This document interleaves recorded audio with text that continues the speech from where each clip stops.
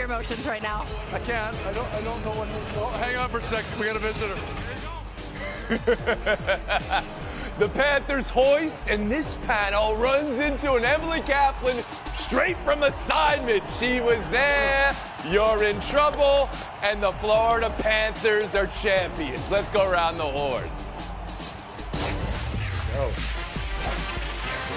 Emily Kaplan right off the plane, off the tarmac to our chair. I do appreciate you being here so much, Emily. And I'll start with a big philosophical question. So much energy was focused on the almost choke for the Panthers.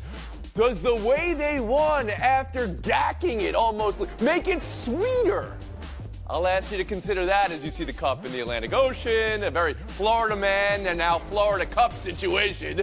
How the Panthers did it, though, in this series, defibrillating their life and getting the lead yesterday and holding on for dear life. Game 7 at home, neutralizing Edmonton's desperate attack at the end and hoisting the first cup in franchise history. The Rats raining down the ice.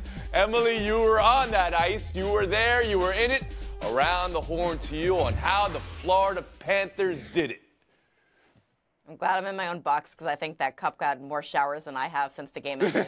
The Florida Panthers are the team with the strongest identity in hockey. They're the best defensive team in hockey. 2 years ago, they were setting all types of offensive records, and then Paul Maurice came in and said, no, this type of style is not going to win in the playoffs. And now their style is built on bullying teams. It's physicality, their forecheck, scrums after the whistle. They lost their way in those 3 games when the Edmonton Oilers climbed back.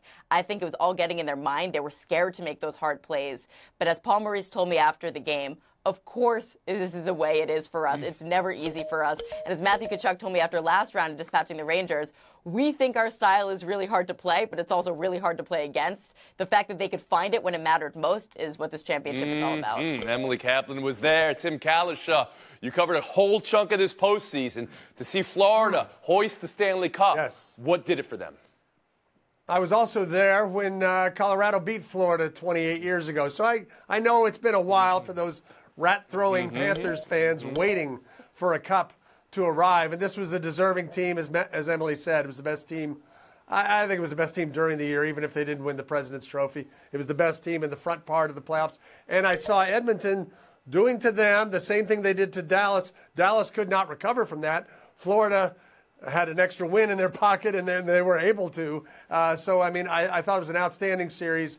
But I thought Florida in Game 7 would be able to do what they did. They take care of business there. They shut people down. And even Connor McDavid, the best player in the league, shut him down the last 2 games. That gets him a cup. Mina Kimes, you want to answer the big philosophical question? Did the struggle make this win sweeter? Well, the almost choke job was relevant insofar as it added a layer of pressure for this team. Maurice admitted as much. I'm not speculating there. But, you know, in 10 years or even 5 years, heck, when we look back on this, nobody will remember it. They will simply remember it, the win, rather, as a triumph for an organization that was long regarded as one of the more unserious franchises in professional sports. They'll remember Maurice, the incredible moments he had after the game, the interview, of course, with Emily, but also his comments were just honestly one of the more moving post-game comments I can remember after a championship from a coach. And then, as Emily said, a team that won in Game 7 the way that they got here with their defense, topping the Oilers in hits, block shots, takeaways, blanking, one of the most terrifying duos in the entire league. It was a remarkable finish for a team and truly a statement of identity from this team. And Kevin Blackstone, let me ask you the big philosophical question. Did the struggle make the summiting that much sweeter? I guess it did. It was certainly a fitting ending because Game 7 was emblematic of where the first 6 games went in this series, right? Fall behind and then have to come back and save the day. And so that's what happened here. So I guess that it does, and the fact that it's the first 30 years, the franchise history, to have the cup down there, that does make it sweet. It does make it memorable. And how did they do it? As everyone alluded to, they did it with defense. I mean, they shut down the duo. Bobrovsky, who looked like he had lost it, right? He'd given up 12 goals in the past 3 games, all of a sudden regained it. And he didn't have to work incredibly hard with 23 So 123 total shots for Edmonton in the game. You're right. Correct. That's how that defense works. It's not even like we'll just stop. You don't even get the shots off. That's the magic of the forecheck of this team. One more follow-up here on this team. Having lost the cup in the past recently, this past season, and coming back. So it wasn't just the comeback in this series, Emily Kaplan. What about this team, the intestinal fortitude, jumped out to you? You know, well, last year when they made the playoffs, it was on the very last day as the last seed, and no one believed in them. And they beat the Boston Bruins. It was the biggest upset because the Boston Bruins had the most wins in the regular season than any team, and it was like this us against the world mentality. And they came into this season as the favorites, as the team that everyone expected. And I think just the bravado and the confidence, and it's so much mirrored of their coach, Paul Maurice, who became a star in all these press conferences because of how engaging he is, but also Matthew Tkachuk, who I think is one of the true beauties of our game because he's just so unaffected by things. We've been horned. We'll move on and talk Conn Smythe now. Connor McDavid. Emily, you voted. You voted for McDavid. He was 1 vote short of unanimous. But he won it on a losing team, which does not happen often. Only the 6th time the MVP of the postseason comes from a losing team. Only the 2nd time it was a skater. When he was announced, Florida fans booed slightly, and he did not come out to get the trophy from the commissioner. That trophy just sat there. So, Em, I want you to unpack how a playoff MVP from a losing team lands for you, and then on McDavid not coming up to pick up the trophy. Playoffs. And Sasha Barkov did such a good job shutting down star players in the first 3 series, but he had no answer to Connor McDavid, who broke Wayne Gretzky's assist record. He put the team on his back. He dragged them along with him with his work ethic. Even when he wasn't putting up like the back-to-back 4-point nights, he was doing it defensively, and that's why I voted for him. As for not accepting the award, it was a very vulnerable moment, and yes, the fans booed, but he had the respect not just of us, the writers, but the Panthers too. I was standing there as Sam Reinhart was telling his team, hey guys, clap for him. Like, this is history that we just witnessed, and I thought that was really cool. Tim Kalishaw, your Conn Smythe winner, was it also going to be Connor McDavid? Yeah, I mean, yeah, I think that anytime you're getting up there with Gretzky and Lemieux and the all-time records, and you look at the scoring in that era and the scoring in this era, it's just incredible what he did. He was the deserving winner, and hockey's a team sport. He might feel bad going out to collect that while his teammates have their head down, you know, in the locker room. He's not going to leave that scene. You saw him talking to the bench throughout the 3rd period. You saw him taking shift after shift, trying to, you know, spark up his teammates there. He's part of that team. He wasn't going to leave him to go get it. If then I could twist the question a little bit. McDavid was the best player this postseason, as he's been the best player in the league for basically his entire 9 years. A 3-time MVP. Yet to hoist the trophy, that hasn't, in history, you win that many MVPs, you're going to be a Stanley Cup champion. It hasn't happened for McDavid. Talk to me about how you view it and this summer ahead. Yeah, I mean, you have to look at it through the lens of if he had won, I think we would be having a conversation today about McDavid ranking amongst the sport's all-time greats. Yeah. And we cannot have that conversation because he did not win. I will say the fact that he won this MVP award, which, you know, as Emily said, it's about the entire postseason, is a testament to his greatness in a way because he was so good he won it in spite of not winning the championship. But that doesn't make it any easier for him, and it doesn't make it any more realistic to put him in that conversation today. And Kevin Blackistone.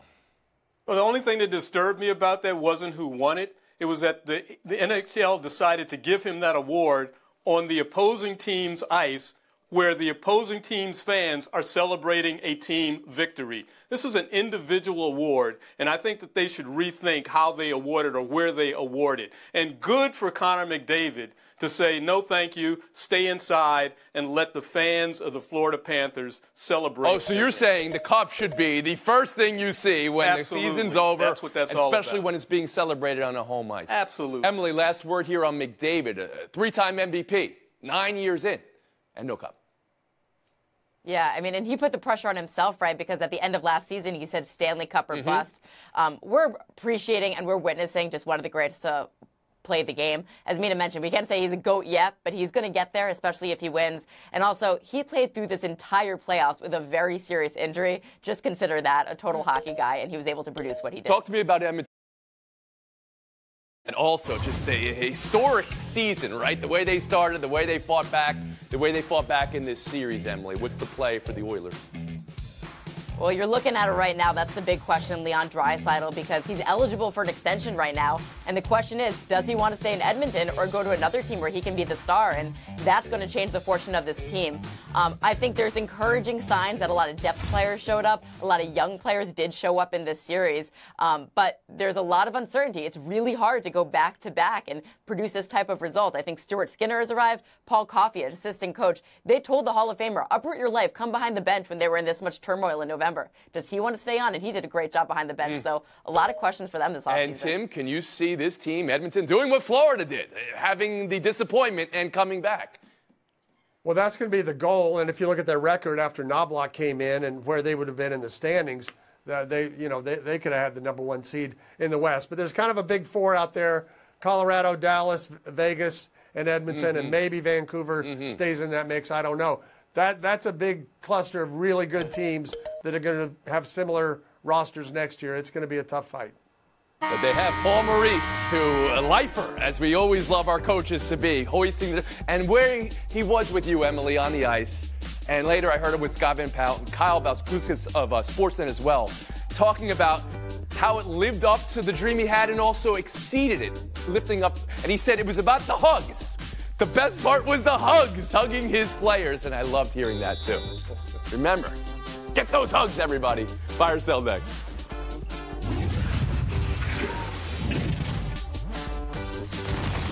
JJ Redick, an intro presser for the ages. Let's take a listen. I have never coached in the NBA before. I don't know if you guys have heard that. I want to become a great coach in the NBA, and I want to win championships. And I want my players to maximize their careers. That's all I care about. With LeBron, I want him shooting threes. Anthony and I already had a conversation a week ago. The idea of him as a hub. JJ and I have had some really robust conversations around innovation and sort of even gamifying player development. Mina Kimes, out of here. Redick and Pelinka there. What do you think it all means for the Lakers? Well, I hear Pelinka as someone who sounds like he's trying to sell me an app, maybe? I don't quite understand how gamifying player development would work. As far as JJ goes, look, he's a great communicator. You see that there. We knew he was a great communicator. What I found fascinating was the way he talks about how he wants to change the way this team plays, basically shooting more threes. The Lakers ranked 28th in three-point attempts last year. Okay. They've never ranked above 17th with LeBron and AD. So my question for JJ is, do you want to take that, you want to make that shift with the players who are on your roster, or does this signify perhaps an approach to the offense? Tim Kalishaw, how did you hear the intro presser? What I hear is I think we're past the days of Phil Jackson with the Lakers passing out novels and self-help books to inspire his Yeah, players. they're now gamifying it to inspire, but I would say that's similar. I would. Sadly, sadly those days are gone. You know, I think JJ has a chance. We've seen other ex-players go very quickly from the end of their careers without any real coaching to having some success. You got to have good assistants, you got to communicate, and you got to have a very different team, as Mina just said, to go out there and challenge the Celtics for three-point attempts. How about a chip on a shoulder? Do you have to have that, Tim? Do you have any view of that? Because there was the profanity. Yeah. There was another clip going around. We didn't show there, but it's there. He's trying to show it's there, and I thought he was fine with that. He overdid it a little bit, but that's okay. Emily Kaplan? We've missed the best quote, which is excommunicating yourself from the content space. Yeah, that was another one. Yeah, chip on the shoulder. I would like to be there. I think he came across as really arrogant and confident, and that's okay because that's who he's been since he was 18 years old at Duke as the villain. And this is one of the toughest jobs in sport with so much scrutiny. And I just feel like because of his resume, he's uniquely qualified just to be immune to it all and be himself. And I think that's a great fit for the Lakers. Kevin Blackstone. You talk about a chip on his shoulder. You're using microchips to get this team ahead. That's the chip. That's the app again, the Gamify, yes. I think the thing that jumped out to me was that he said he had not talked to LeBron James, which either means he's not telling the truth, or if he didn't do himself due diligence before he took the job. Can I say this for the record? We are thumbs up on gamification. Thumbs up on gamification. Although I don't question whether it's a Duolingo thing for these younger players. Every day they got to open up a spreadsheet and do 5 minutes worth of play diagnosis. Very interesting. We'll move on. U.S. track and field Olympic qualifying. Devastation for Athing Mu yesterday. Let's talk about it. Going down in the track. If you view that as a fall or a trip, I'll hear you out there on the end result, though. The 22-year-old gold medalist from Tokyo and world champion from 2022 and national record holder in the 800 is out, unqualified for that race for Paris. Her coach, the great Bob Kersee, lodged a protest. She was spiked from behind. That protest was denied.